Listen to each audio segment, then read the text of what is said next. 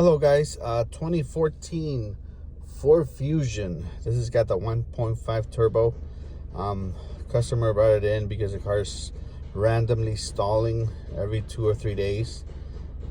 When it would stall, or when it stalls, the car will not restart immediately. You have to wait for a few minutes, crank, and eventually it'll start. So he brought it in here.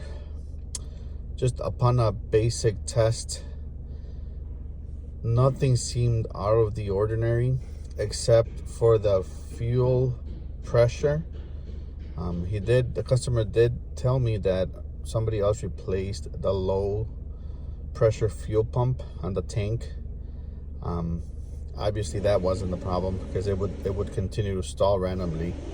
So right now we're getting a low fuel pressure PSI of about 120 pounds, and it only wants to see, from a minimum of about 47 to a maximum of about 80-75 PSI. So there's a problem right there. So we're gonna try to figure out what's going on, and then we'll let you know what we find. Thank you. Okay, so a quick update. The low pressure fuel sensor was at fault. This sensor was not giving the right reading to the ECM, and it was causing all sorts of problems. We replaced the sensor with an original equipment part.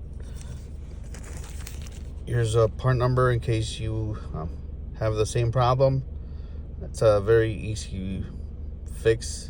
To replace a sensor, it's only a 5-minute job, no big deal. And now I'll show you guys. Now we're looking at the live data on the low side fuel pressure, and now we're getting a 69, 66, 68, perfect, right where it wants to see it. So that problem was fixed. That was a problem. Now we just have to confirm that there's no other problems. So before I hand it back to the customer, we're gonna drive it for a few days ourselves and just make sure everything is good. I'll keep you posted. Just a quick update on the 2014 Ford Fusion. After driving it for about 60 miles and 3 days later, no more stalling. So we can safely say that this car is fixed. Hope the video helps you. Again, it would stall every other day. No warning. It would just stall out, hard time restarting it, crank, no start. Eventually it would restart. No codes, no engine codes. That was the hard part about this. A low fuel pressure pump was replaced at one point by somebody else. That didn't do it.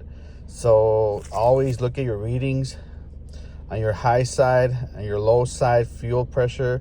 Make sure you are getting the readings the car wants to see, the ECM wants to see.